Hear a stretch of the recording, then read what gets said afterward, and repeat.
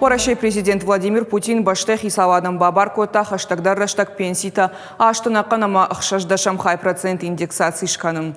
Под инфляциям важадай фавалдар узышты дуамин дуун фацагамажа бараканан там гашкауд аштына канама сыппардашам хай процентым.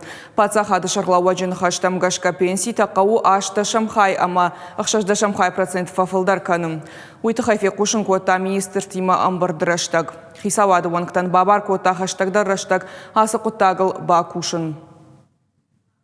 Предлагаю, так как и говорил об этом на съезде Единой России летом прошлого года и в декабре на большой пресс-конференции, проиндексировать пенсии чуть даже выше инфляции.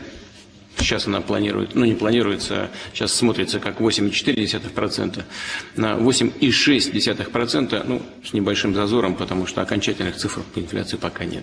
Я прошу правительство в самое ближайшее время провести необходимые процедуры и принять решение.